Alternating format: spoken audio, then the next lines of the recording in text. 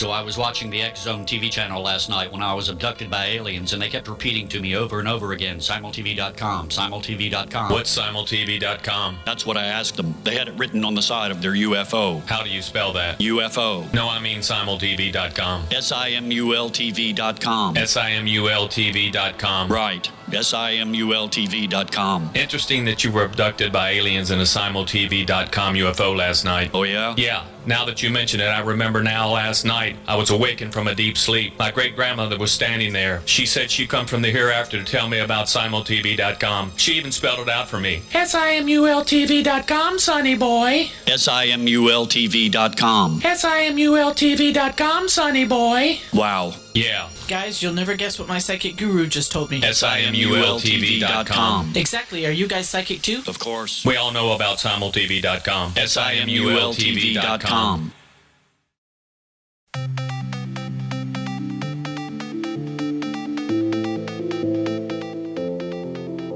Welcome everyone to Too Good to Be True. Thank you for taking the time to listen. The subject for today's show is nuclear accidents. Before we start getting into details, let's just briefly talk about psychic insight and how we apply it. We choose a subject and research it, and based on that research, we determine what we think needs to be explained by creating a series of questions. Then Justina provides psychic insight to answer those questions. The psychic insight is narrated later in the show. Accepting the psychic insight is a question of individual belief. Now let's go through the disclaimers. Here are the disclaimers. Neither of us claim to have any expertise in any subjects that we discuss. We relate information we find through research and the psychic insight. We are always delighted to hear from the listeners. The show only lasts an hour. We don't have the time to present exhaustive research on any topic. This means that there will be information that we miss. We want to provide a basis for the psychic insight. We don't care if a theory turns out too good to be true, as the show name suggests. We are only interested in finding out more of the truth about topics. Spirit can only relate insight that is appropriate for our time in history. Free will cannot be affected. Only comments that are appropriate for our time can be given through the psychic insight. Much of the subject matter in shows may have already been covered many times in other media. We want to look into subjects in a new, different way and be thought-provoking. We are not so good with pronouncing names, we apologize, and neither of us have any particular knowledge of physics, nuclear technology, or biology. If we have misstated anything, we apologize. The nuclear accidents that immediately come to mind are 3 Mile Island, Chernobyl, and Fukushima. Before you get started with 3 Mile Island, isn't lack of any permanent means of storage of nuclear waste on the planet an unacceptable risk or a potential disaster? Waste fuel rods are replaced because they become more radioactive and are no longer controllable. They will be radioactive for thousands of years. Some material is recycled, but there is no permanent storage. But moving on to 3 Mile Island, Wikipedia provides a description as follows, quote, "The 3 Mile Island accident occurred on March 28, 1979 in reactor number 2 of 3 Mile Island Nuclear Generating Station in Dauphin County, Pennsylvania, near Harrisburg. It was one of the most significant accidents in U.S. commercial nuclear power plant history. The incident was rated a 5 on the 7-point International Nuclear Event Scale, accident with wider consequences. The accident began with failures in the non-nuclear secondary system, followed by a stuck-open pilot-operated relief valve in the primary system, which allowed large amounts of nuclear reactor coolant to escape," unquote. This was followed by operators not recognizing the emergency being due to loss of coolant. What was the aftermath of the incident? The Wikipedia article continues as follows. Quote, "The accident crystallized anti-nuclear safety concerns among activists and the general public and resulted in new regulations for the nuclear industry. It has been cited to have been a catalyst to the decline of a new reactor construction program, a slowdown that was already underway in the 1970s. The partial meltdown resulted in the release of radioactive gases and radioactive iodine into the environment. Anti-nuclear movement activists expressed worries about regional health effects from the accident. However, epidemiological studies analyzing the rate of cancer in and around the area since the accident determined there was a small statistically non-significant increase in the rate and thus no causal connection linking the accident with these cancers has been substantiated. Cleanup started in August of 1979 and officially ended in December of 1993, with a total cleanup cost of about $1 billion, unquote. $1 billion in 1993 is about $1.75 billion in today's terms. Reactor number 2 was permanently shut down. One of the lessons learned was that the facility's complexity, however well managed, would lead to failures. But that wasn't quite the end of the story. What happened? Was there another accident? No, a Hollywood movie was released with incredible timing. Here is more from the Wikipedia article. Quote, on March the 16th, 1979, 12 days before the accident, the movie The China Syndrome premiered and was initially met with backlash from the nuclear power industry, claiming it to be sheer fiction and a character assassination of the entire industry, unquote. The name China Syndrome relates to the idea that a nuclear meltdown could go all the way through the Earth to China. Changing subject to Chernobyl, I'm very interested in how animals have adapted and taken over the large abandoned area. But how did the disaster happen? The bad news started when a Swedish power plant had detected raised radiation levels and sounded the alarm on April the 28th, 1986. The following is from Wikipedia. Quote, the Chernobyl disaster, also referred to as the Chernobyl accident, was a catastrophic nuclear accident. It occurred on the 25th to 26th of April 1986 in a number 4 light water graphite moderated reactor at the Chernobyl nuclear power plant near the now abandoned town of Pripyat in the northern Ukrainian Soviet Socialist Republic, Soviet Union, approximately 104 kilometers or 65 miles north of Kiev. The event occurred during a late night safety test which simulated a station blackout power failure, in the course of which safety systems were intentionally turned off. A combination of inherent reactor design flaws and the reactor operators arranging the core in a manner contrary to the checklist for the test eventually resulted in uncontrolled reaction conditions, water flash into steam, generating a destructive steam explosion and the subsequent open-air graphite fire. The fire produced considerable updrafts for about 9 days. These lofted plumes of fission products into the atmosphere. The estimated radioactive inventory that was released during this very hot fire phase approximately equaled in magnitude the airborne fission products released in the initial destructive explosion. The radioactive material precipitated onto parts of the Western USSR and Europe, unquote. It sounds like the accident was highly avoidable. But what happened during the fire that continued for about 9 days?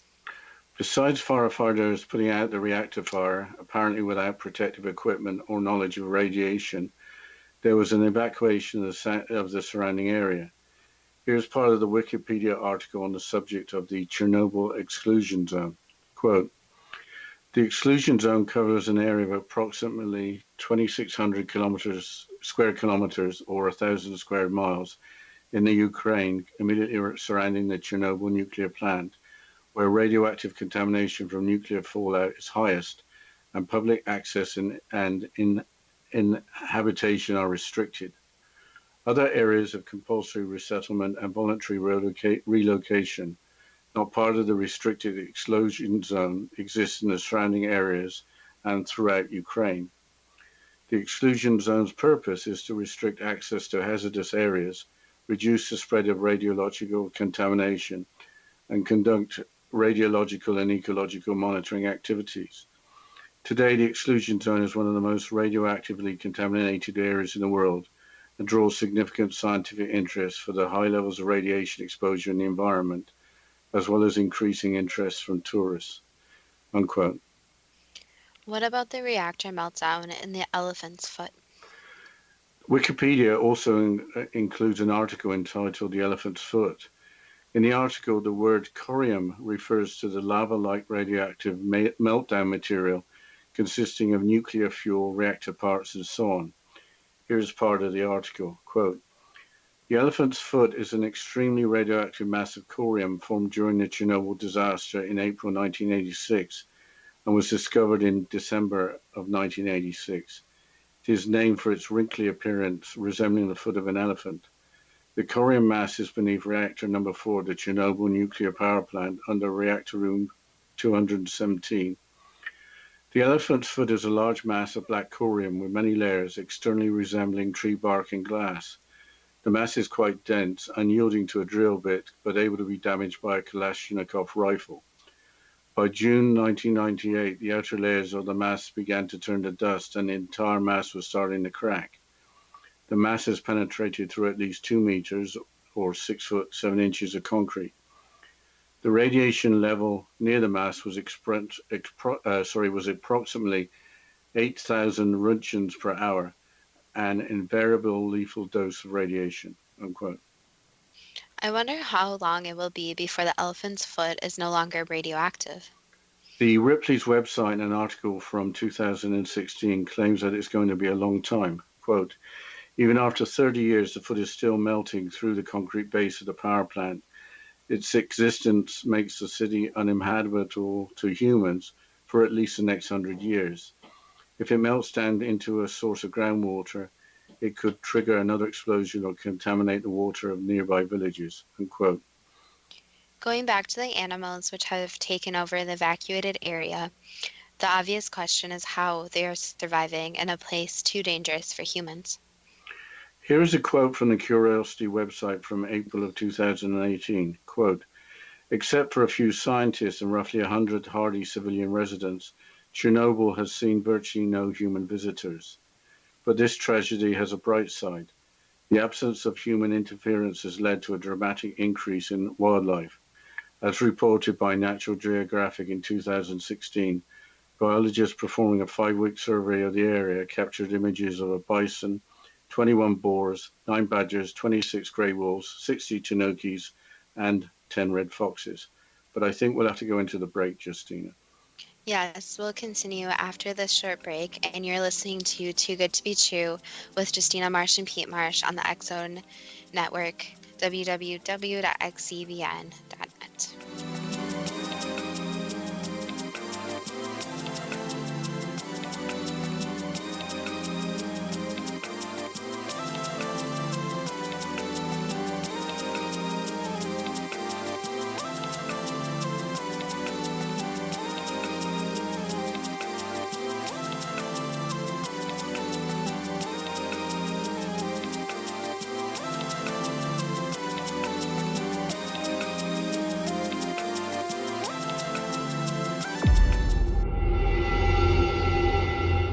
Whether you're a skeptic or a believer, join me, Rob McConnell, as together we'll investigate the world of the paranormal and the science of parapsychology here on the X-Zone Radio TV show on XZBN and the X-Zone TV channel on Simul TV. Since 1990, the X-Zone Radio TV show has been the place where people dare to believe and dare to be heard. Together, we'll investigate UFOs, aliens, ghosts, Bigfoot, psychic phenomenon, lake monsters, conspiracy theories, government cover-ups, the truth embargo, alien abductions, ESP, haunted locations from around the world, and so much more. With over 28 years of broadcasting and more than 4,500 individual guests, the X-Zone is truly a place where fact is fiction and fiction is reality, as evidenced by the credibility, integrity, and professionalism of the guests that we bring to our international audience. If you have seen a UFO, had a close encounter, seen a ghost, Bigfoot, lake monster, or a story that you would like to share or have investigated, contact me, Rob McConnell, by sending me your email to xzone@xzoneradiotv.com, or you can call toll-free 1-800-610-7035, extension 143, and on Skype, X-Zone Radio TV. For more information on the X-Zone Radio TV show with yours truly, Rob McConnell, visit www.xzoneradiotv.com or www.xzonetvchannel.com or simultv.com and xzbn.net. Until next we meet here in the X Zone from our broadcast center and studios in Hamilton, Ontario, Canada, always remember, X Zone Nation, keep your eyes to the sky and your heart in the light.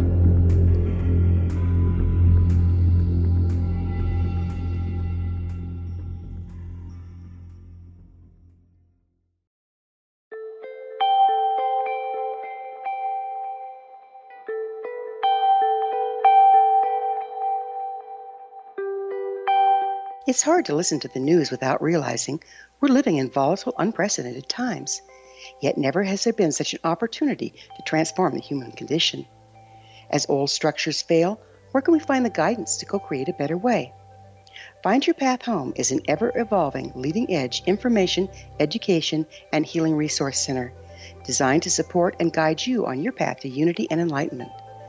Based on sound principles employed by shamans worldwide, we provide techniques that can support you through the current transitions, offering online shamanic classes, international long-distance shamanic healing sessions, complimentary Mission Evolution radio episodes and Stairway to Heaven TV vignettes, seminars, retreats, and much more.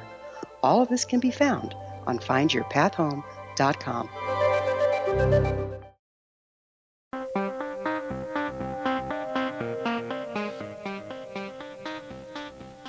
Welcome back to Too Good to Be True. And before the break, Dad, you were quoting from the Curiosity website about the animals at Chernobyl.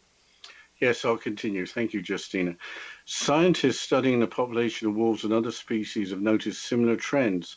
Wild horses roam the grasslands, boars root in the dirt, and beavers fell birch trees to make their homes. But how healthy the animals are is a point of debate. Danish scientist Anders Pape-Müller and biologist Timothy Massar from the University of South Carolina have found that things aren't looking so good for Chernobyl's wild residents. One study they performed found that there were fewer butterflies, bumblebees, grasshoppers, dragonflies, and spiderwebs in Chernobyl, even 20 years after the disaster. They've also reported an increase in mutation rates in certain species. But one thing is clear, Chernobyl's exclusion zone hasn't been toxic enough to decrease wildlife populations to a dramatic degree, if at all. As biologist Jim Beasley told National Geographic, in the exclusion zone, humans have been removed from the system, and this greatly overshadows any of those potential radiation effects. Between radiation and human civilization, the humans seem to be the greater threat, unquote. A tanuki is a type of canine or dog with markings like a raccoon. I've read about the wolves in particular doing really well in the exclusion zone. It doesn't sound like a good environment for wolves. Apparently, wolves have a population in the exclusion zone estimated at about 7 times the expected level, based on the populations typically found in reserves and other locations in the region. The concern is that radioactive wolves will migrate to areas outside of the exclusion zone. Also, there is a theory that the wolves are thriving as they may be taking care of prey exhibiting mutations that may be easier to hunt. Before we move on to Fukushima, I should mention that the last Soviet Union Premier, Mikhail Gorbachev, has been quoted as stating that Chernobyl was perhaps the real cause of the collapse of the Soviet Union. The Fukushima accident seems to have fallen off the radar. Presumably, people don't want to be reminded of the possibility that millions of gallons of radioactive seawater has become part of the Pacific Ocean. It may be forgotten that the tsunami that caused the Fukushima disaster killed almost 19,000 people, but the level of environmental concern for Fukushima seems to range from an environmental catastrophe to nothing to worry about. The following is a summary of the events that happened in 2011, according to Wikipedia. Quote, the Fukushima Daiichi nuclear disaster was an energy accident at the Fukushima Daiichi nuclear plant in Okuma, Fukushima Prefecture, initially primarily by the tsunami, followed by the Tohoku earthquake on 11th of March 2011. Immediately after the earthquake, the active reactors automatically shut down their sustained fission reactions. The active reactors automatically shut down their sustained fission reactions. However, the tsunami disabled the emergency generators that would have provided power to control and operate the pumps necessary to cool the reactors. The insufficient cooling led to 3 nuclear meltdowns, hydrogen air explosions, and the release of radioactive material in units 1, 2, and 3 from the 12th to the 15th of March. Loss of cooling also raised concerns over the recently loaded spent fuel pools of reactor 4, which increased in temperature on 15th of March due to the decay heat from the freshly added spent fuel rods, but did not boil down to exposure. The article continues. The Fukushima disaster was the most significant nuclear incident since the 26th of April 1986 Chernobyl disaster, and the second disaster to be given a level 7 event classification of the International Nuclear Event Scale. As of September 2018, there have been 1 confirmed fatality linked to radiation due to the accident. The United Nations Scientific Committee on the Effects of Atomic Radiation and World Health Organization report that there will be no increase in miscarriages, stillbirths, or physical and mental disorders in babies born after the accident. Controversially, however, an estimated 1,600 deaths are believed to have occurred primarily in the elderly who had earlier lived in nursing homes due to the resultant poor ad hoc evacuation conditions, unquote. How many people were evacuated following the explosions at the nuclear plant? 160,000 people living near the plant had to flee their homes. The Japanese government in March of 2018 claimed that 70,000 people remain as evacuees. As of March of 2018, the town of Fukushima, which had a population of 10,500, remains uninhabited as decontamination hasn't been completed. What is the current extent of the environmental damage? The London Guardian newspaper, in an article from June of 2018, includes the following, quote, the stricken reactors still contain terrifying amounts of radiation. Cleaning up the mess will take decades and tens of billions of dollars. But outside, away from the few hotspot zones in the mountains, most of the radioactive isotopes that fell in the evacuated zone have now decayed away, and huge amounts of contaminated soil and vegetation have been bagged up and removed, unquote. That doesn't explain how much radiation drifted into the Pacific Ocean. Not enough to worry about, according to an article on the WGBH News website from January of 2018, as follows, quote, 5 years after the Fukushima nuclear meltdown, the radiation in the ocean off the coast of Japan is thousands of times lower than it was the month after the disaster, but water contaminated by the power plant is still slowly seeping into the ocean. Radioactive isotopes from Fukushima have been detected off America's west coast, but in levels so low they don't pose a health risk. If you get up every day and go swimming in those waters for an entire year, you have an additional dose, but it turns out to be about 1,000 times smaller than a single dental X-ray, said Ken Boosley, a radiochemist with the Woods Hole Oceanographic Institution, unquote. As of 2016, the international organization Greenpeace was active in the waters near the Fukushima plant. Greenpeace were dredging up sediment from the ocean floor to check for radiation hotspots and for locations free of contamination. Radiation hotspots buried in sediment may still exist, following over 80% of the total radioactive contamination from the accident being washed into the Pacific. What about eating fish caught near the Japanese Pacific coast? The WGBH News article from earlier addresses the radiation levels across the Pacific. Quote, Boosley's sampling shows that the levels of radioactive cesium in the ocean off Japan are thousands of times lower than April of 2011, when cooling waters from the Fukushima nuclear plant were released directly into the ocean. But they are still high enough to cause concern about eating some types of fish, as radioactive particles concentrate in their flesh. Boosley said around 1% of the fish in the waters off of Fukushima are currently above the government's seafood radiation limits, down from over half of the region's fish in 2011, unquote. What is being done to deal with the reactors that are still leaking radioactivity? In 2017, TEPCO, the Tokyo Electric Power Company who operate the plant, tried robots to take data in areas too dangerous for humans. The London Guardian newspaper reported the following in March of 2017, quote, developing robots capable of penetrating the most dangerous parts of Fukushima Daiichi reactors and spending enough time there to obtain crucial data is proving a near impossible challenge for TEPCO. The Scorpion, so called because of its camera-mounted folding tail, died after stalling along a rail beneath the reactor's pressure vessel, its path blocked by lumps of fuel and other debris. The device, along with other robots, may have also been damaged by an unseen enemy, radiation. Before it was abandoned, its dosimometer indicated that radiation levels inside number 2 containment vessel were at 250 sieverts an hour. In an earlier probe using a remote-controlled camera, radiation at about the same spot was as high as 650 sieverts an hour, enough to kill a human within a minute.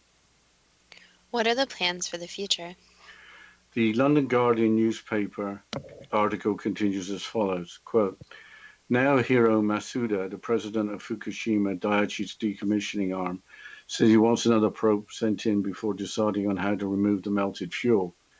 Despite the setbacks, TEPCO insists it will begin extracting the melted fuel in 2021, a decade after the disaster, after consulting government officials this summer, unquote. With that, let's begin the questions. Why are the challenges of the nuclear power industry, such as the risk of catastrophic accidents or the lack of permanent nuclear waste storage, subjects not often covered in mass media?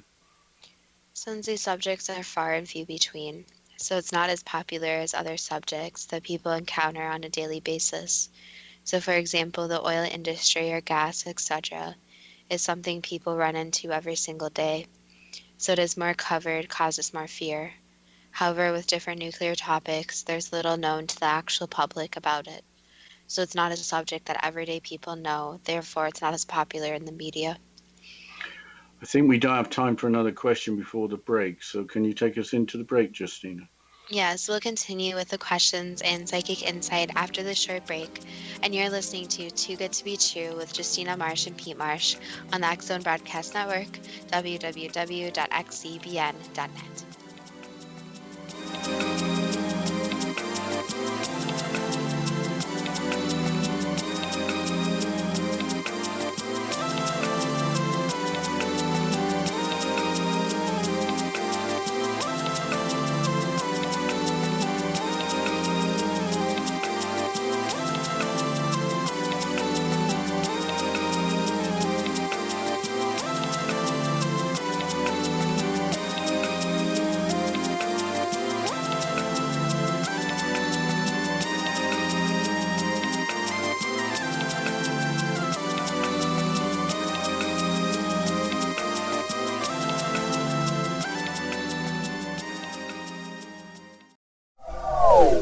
They are here, and they've been here for thousands of years, making their presence known in the shadows. They might be seen by a lonely motorist on a deserted road late at night, or by a frightened and confused husband in the bedroom he is sharing with his wife. But who are they?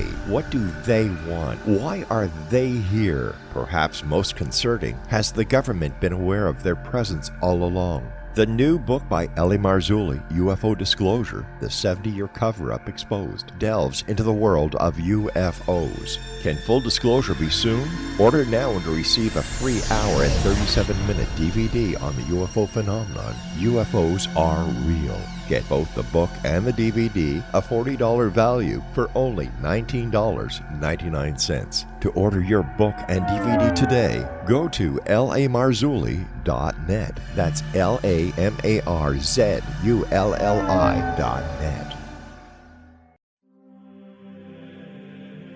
Rob McConnell here, presenting an overview for Nicholas Paul Jennings, author of a fascinating book, Amen. It presents facts revealed by Egyptologists, facts that enable us to understand why Amen is the beginning of creation of God.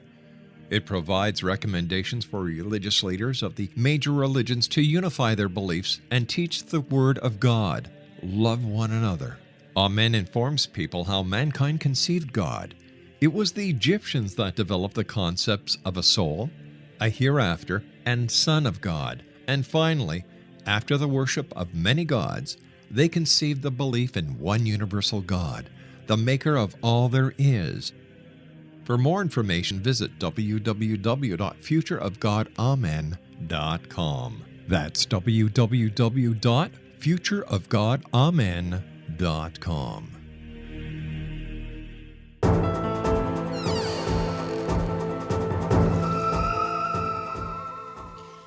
Welcome back to Too Good to Be True. And before the break, we were going through the questions on psychic insight about nuclear accidents. So, Dad, can you please continue with the questions? Yes, thank you, Justina.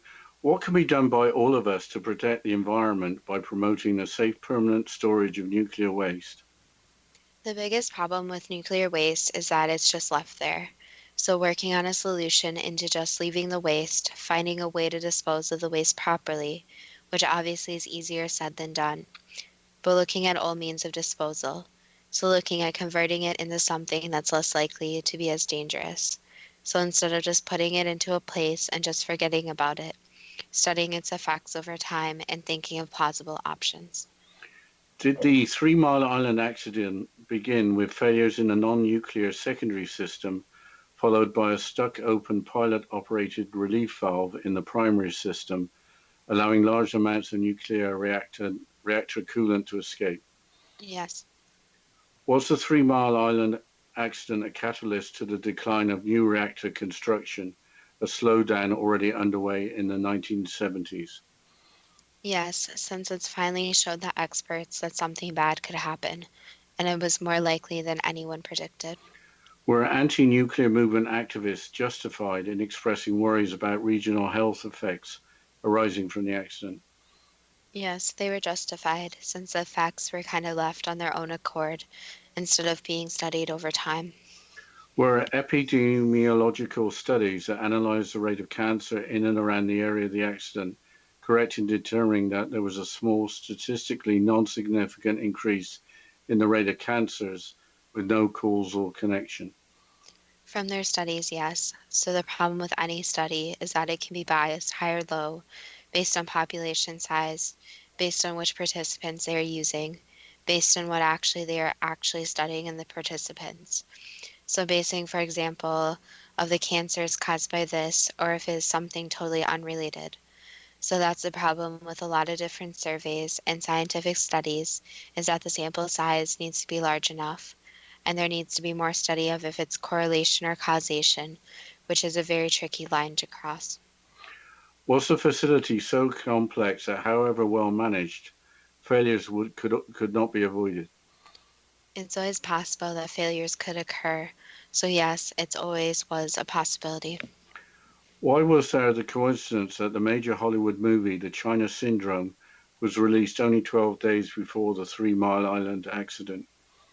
That was just a coincidence. So it's just very strange timing to release the movie, and then the incident occurred, but they were not related. What can we learn from the accident at 3 Mile Island?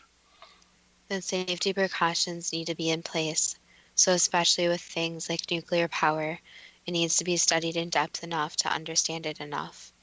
So the problem with a lot of nuclear incidents is that people just don't understand the power that they are working with. This isn't something that you could say is natural to the earth, and instead is something that needs to be highly precautious with.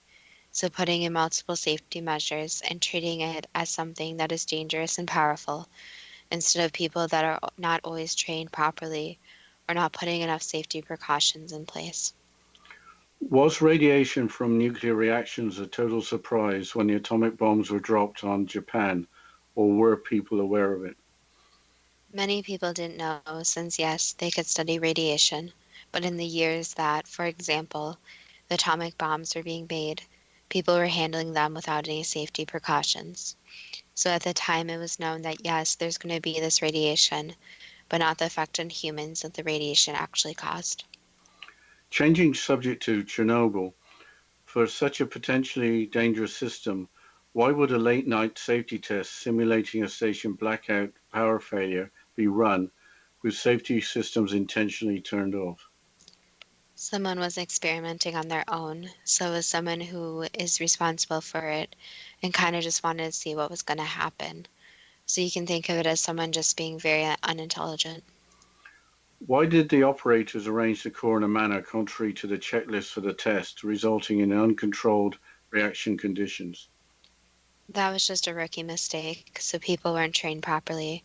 So the personnel they hired were not in the field, nor had much knowledge of what they were actually working with. Why is there increased interest from tourists in the Chernobyl exclusion zone, which is one of the most radioactively contaminated areas in the world?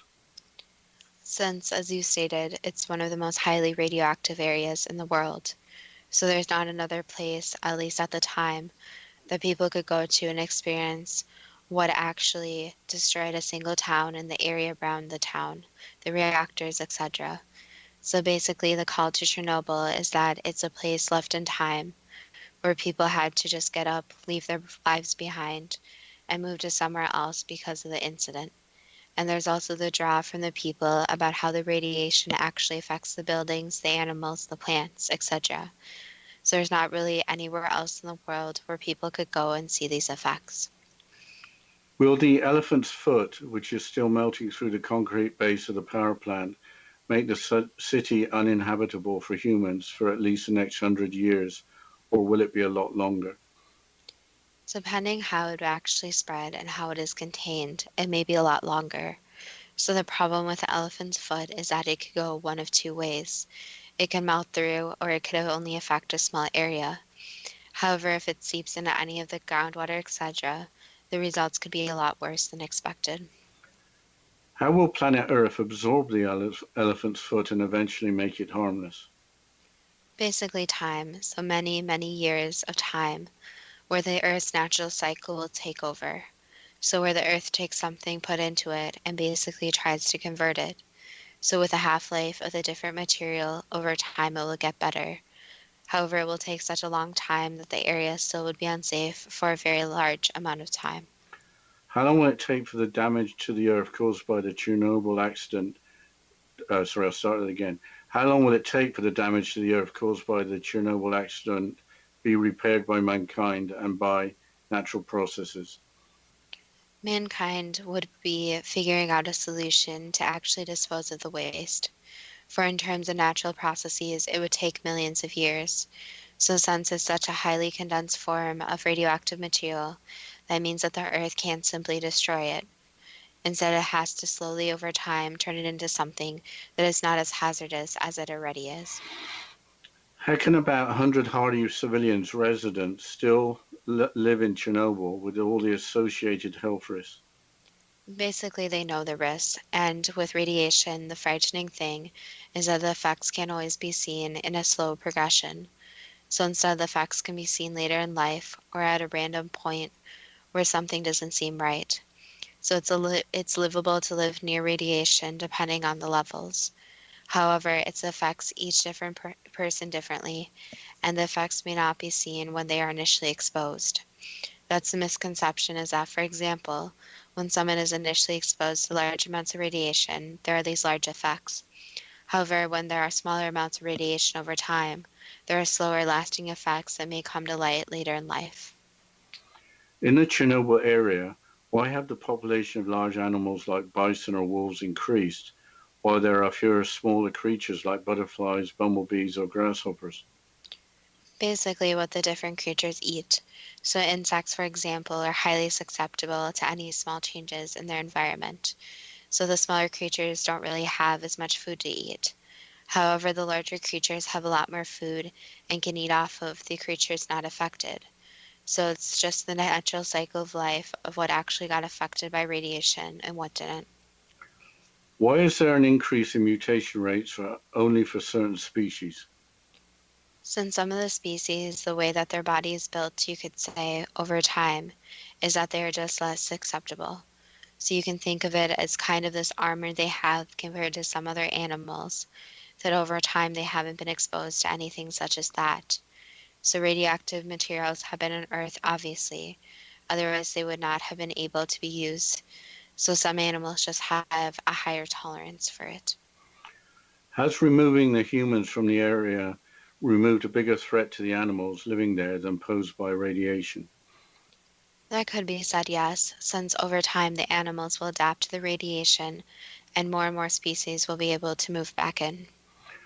Why is the population of wolves about 7 times greater than normal in the exclusion zone, especially as they will be consuming radioactive prey? Since again they have this kind of armor against it.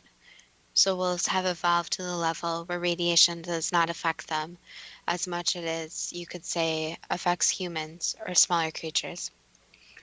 Is there any danger associated with wolves migrating out of the exclusion zone? No, as long as people don't use them for food, for example, but that's highly unlikely. So there's not really any danger since the radiation, once it enters the animals' bodies, is not the same process as a human. For example, if a human gets exposed to radiation, nobody wants to be around them. However, with an animal, it's a little different, where they are not going to spread radiation to different parts. Do we have anything to fear from the condition of the animals in the exclusion zone? No. Does prey exhibiting mutations provide for a source of food that is easier to hunt by wolves or other carnivores? Yes, a lot easier. A lot of these mutations are harder to have the animals adapt. For example, if they have an extra limb, they're easy prey, since they may not be able to run as fast. I think we have to go into the break, Justine.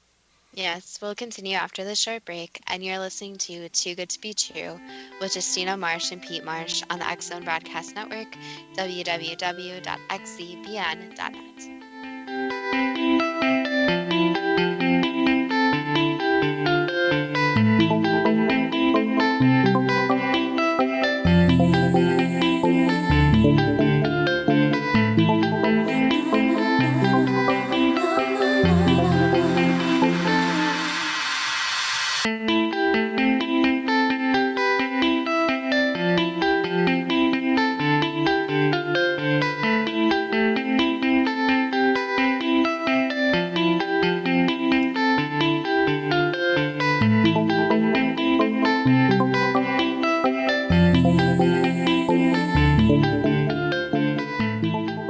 You have heard of the X Zone?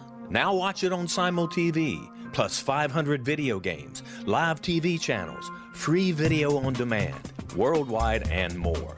Does this sound like tomorrow's television? Well, it is, but you can have it today, right now. It is Simul TV. Simul TV offers what the others only wish they could provide. 15 exclusive channels like X Zone, sci-fi, and horror. We are worldwide. No other provider offers that. 500 built-in video games. No need to have an extra expensive system. We have them included.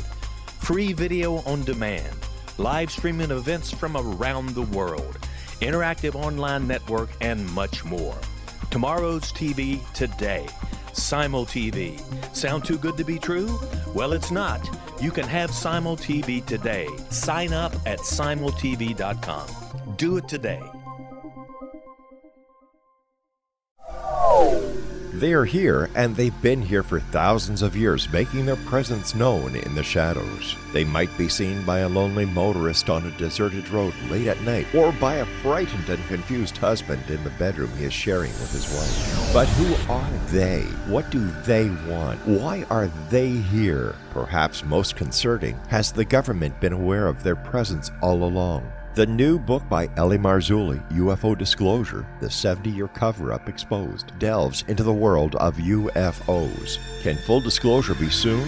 Order now and receive a free hour and 37-minute DVD on the UFO phenomenon. UFOs are real. Get both the book and the DVD, a $40 value, for only $19.99. To order your book and DVD today, go to lamarzulli.net. That's LAMARZULLI.net. So I was watching the X Zone TV channel last night when I was abducted by aliens, and they kept repeating to me over and over again, simultv.com, simultv.com. What's simultv.com? That's what I asked them. They had it written on the side of their UFO. How do you spell that? UFO. No, I mean simultv.com. simultv.com. simultv.com. Right. simultv.com. Interesting that you were abducted by aliens in a simultv.com UFO last night. Oh, yeah? Yeah, Now that you mention it, I remember now last night I was awakened from a deep sleep. My great-grandmother was standing there. She said she come from the hereafter to tell me about simultv.com. She even spelled it out for me. SIMULTV.com, sonny boy. SIMULTV.com. SIMULTV.com, sonny boy. Wow. Yeah, Guys, you'll never guess what my psychic guru just told me. simultv.com. Exactly. Are you guys psychic too? Of course. We all know about simultv.com. SIMULTV.com. Welcome back to Too Good to Be True. And before the break, we were going through the questions and psychic insight about nuclear accidents. And we were talking about the animals in Chernobyl. So, Dad, can you please continue? Sure. Thank you, Justina. Are wolves and other apex predators helping to deal with the mutations? Yes, since it's the natural cycle of things where animals mutate, usually those are the first to go, especially when the mutation that makes it harder for them to survive. Do the animals sense a danger from radiation from living in the exclusion zone? Yes and no. They have a natural sense, but they don't feel the radiation. So it's more that they do have a sense of it, but it's not a giant danger warning, such as when a fire occurs. You have probably answered this, but are animals adapting to the environment in the exclusion zone, perhaps building a resistance to the effects of radiation? Yes, 100%. Was the last Soviet Union Premier, Mikhail Gorbachev, correct in stating that Chernobyl was perhaps the real cause of the collapse of the Soviet Union? That could be said in a way, since it was a very large, you could say, smack in the face for the Soviet Union. So it was basically where the Soviet Union tried to be as perfect as possible. But they showed the world they're failing, and they failed in a large way. What can we learn from the accident at Chernobyl? To be careful. So nuclear power, any power, or even anything that humans do, does come with consequences. So towns can be destroyed by humans and incidents like this, but luckily it didn't spread to many different parts, but in a way also affected many different parts of the world. So the thing with radiation is that it can spread hundreds of thousands of miles, and it's very dangerous to the people in that area. So to be very careful with nuclear power, and to make sure that not just anyone, that at these sites the people are trained, and to also to have some assessment. So not to just throw anyone in a nuclear power plant and think they can operate it.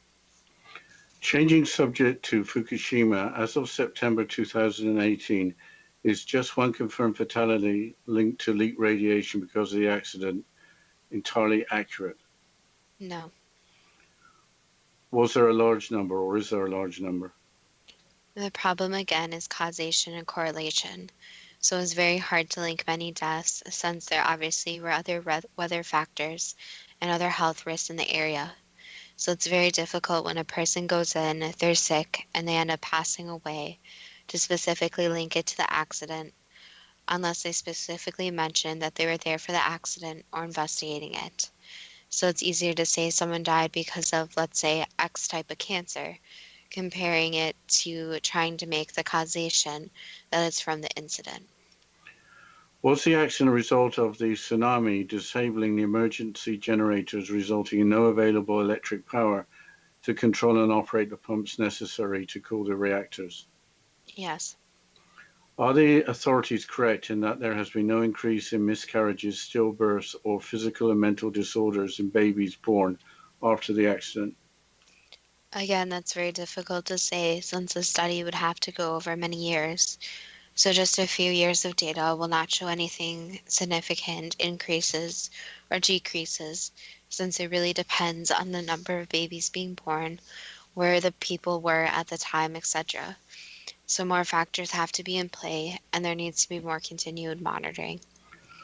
Are the estimated 1,600 deaths primarily in the elderly who had been poorly evacuated from nursing homes following the accident actually that high a number? Yes. Why was the number so high? Since nobody was prepared for the disaster, so there wasn't a plan to help people try to get out of the area. Since again, it was kind of optimistic thinking that something like this would never happen. How have the huge amounts of contaminated soil and vegetation, after having been bagged up and removed, been stored in a safe condition? You can say that it is supposed a safe condition, since they have been put into metal and concrete holds, but it's never really going to be safe since anything can always crack or leak. Where have these huge amounts of contaminated soil and vegetation been stored? Is that on site? In their proximity, yes, but not directly in sight, but near. If you swim off America's west coast every day for a year, is the additional radiation you're exposed to due to the accident about 1,000 times smaller than a single dental X-ray? Again, that really depends on the water and where you are swimming, but the amount that people would be exposed to at this time is very small, yes. Is the western side of the Pacific completely free from radiation effects caused by the accident? No, there's contamination that did spread. So some areas maybe you could call them hotspots, where there is more radiation than others. Are there still hotspots of radiation in the mountains and in the sediment of the ocean floor near the Fukushima plant? Yes, Do these hotspots represent a significant amount of radiation? yes, they do. Was over 80% of total radioactive contamination from the accident washed into the Pacific Ocean? Yes, Was or is marine life affected by genetic mutation in the Pacific Ocean following the accident? yes, there is. Is that being dealt with by predators in a similar manner as Chernobyl? Yes, there's going to be the evolution of species, but again, some different types of fish may be able to cope with it better than others. The major factor, though, is that more sensitive fish and any types of coral that are sensitive to any changes in their environment would be the most affected, and also any mammals. So certain species will be able to cope with it better, such as the wolves in Chernobyl, compared to more sensitive species. So the fear is, for example, let's say like something like this happens next to the Great Coral Reef, it would wipe out the entire coral reef since the coral is so sensitive to any changes. Were the sea life forms aware of the risks associated with the Fukushima plant? Did they try to avoid them? That's a difficult question since the sea life was more aware of the storm happening. So they already cleared out of the area, and the interesting thing about sea life is that they know kind of what's going on top of the sea too. So if there's heavy weather above the sea, it also affects under the sea. So usually they try to get away from them as fast as possible. So there is less sea life in the area, meaning less affected at the initial shock of what Fukushima happened. Are around 1% of the fish in the waters off Fukushima currently above the Japanese government seafood radiation limits? Yes. Should there be greater concern at developing robots capable of penetrating the most dangerous parts of the Fukushima reactors and spending enough time there to obtain crucial data is proving a near impossible challenge? So nothing's really impossible. So it is possible to be able to create some type of robot or drone that can go inside and can collect data. So the hard part about this is that any electronic you send there will be affected by the radiation. So creating some type of electronics that would actually not be destroyed by the radiation in the high amounts. So the physical metal may be fine, but it's more the internal components that would be the difficult task. Are the radiation levels inside the number 2 containment vessel at 250 sieverts an hour, having been at 650 sieverts an hour, enough to kill a human within a minute? Yes, it is. Is starting to extract melted fuel from the three destroyed reactors in 2021, a decade after the disaster, a realistic timeline? No, so there needs to be further testing since the amount of radiation can really be a fact if that is ready to be torn down or not. So the fact that tearing down something that is still highly radioactive means that the radiation still has a place to go, meaning that other areas around could still be affected or you could say even nuked. So the radiation has to be highly studied and considered safe before this can occur. Where is a safe place to eventually store the extracted melted fuel? There's not really anywhere so-called safe, but the safest location would be somewhere very remote. So somewhere that's away from the water, away from as much wildlife as possible, and obviously away from humans. How will planet Earth absorb the residual radiation from the 3 destroyed reactors and eventually make it harmless? Basically, just time. So time can create different things on this planet to where the planets can go from basically one extreme to another. But it takes thousands, even millions of years. So radiation is something in these radioactive elements that is naturally occurring in the Earth. However, since humans are altering the natural radioactive elements, it's just going to take time for them to be able to go through their half-lives and their cycles, so they become less dangerous. Is it correct to say that it is impossible to make nuclear power plants totally safe against environmental disasters? Yes, just as anything can cause a total disaster. So you can think of even the wildfires that have been occurring in California, for example. It only takes one match, one spark to destroy entire forests. So any technology that humans create can cause large disasters. It's just trying to take as many safety precautions as possible. What can we learn from the Fukushima disaster? That sometimes a backup needs a backup that needs a backup. So there needs to be proper operation in a place since natural disasters do occur. So any nuclear power could be hit by some type of large natural disaster. It would only be a matter of time. And to try to build any power plants, especially nuclear power plants in areas not right next to oceans or not next to anywhere that could be easily moved from place to place. So it's not the smartest decision to build something that could be highly affected by natural disasters. That was the last answer. Are some animal species adapting well to increase radioactivity following nuclear accidents too good to be true? That depends on what you are prepared to believe. Well, we don't have much time left, but it was fascinating to hear about the animals at Chernobyl. That, to me, was the best part of the show. Yes, and always, we thank all the listeners for listening, and we look forward to next week's show.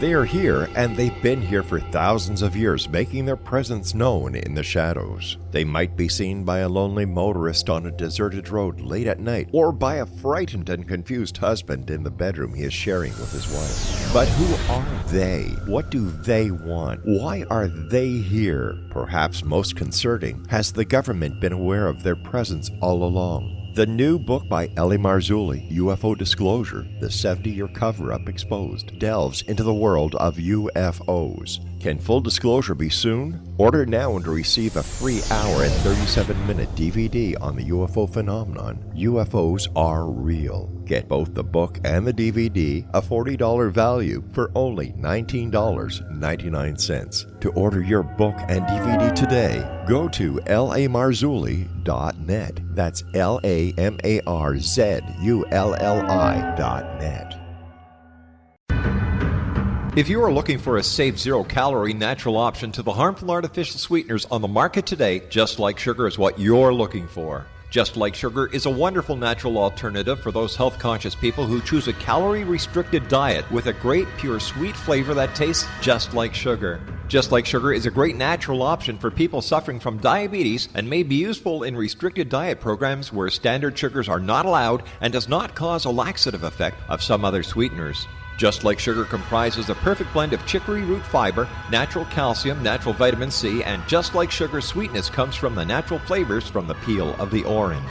Just Like Sugar is a natural alternative to harmful artificial sweeteners and will change the way that you believe all natural sweetener products taste. Just Like Sugar is available at your local Whole Foods markets, Wild Oats markets, Henry's, Sun Harvest, and many other fine natural food stores in the U.S., Canada, and worldwide. You have heard of the X Zone? Now watch it on Simul TV, plus 500 video games, live TV channels, free video on demand, worldwide, and more. Does this sound like tomorrow's television? Well, it is, but you can have it today, right now. It is Simul TV. Simul TV offers what the others only wish they could provide. 15 exclusive channels like X Zone, Sci-Fi, and Horror, We are worldwide. No other provider offers that. 500 built-in video games. No need to have an extra expensive system. We have them included. Free video on demand. Live streaming events from around the world. Interactive online network and much more. Tomorrow's TV today. Simul TV. Sound too good to be true? Well, it's not. You can have Simul TV today. Sign up at simultv.com. Do it today.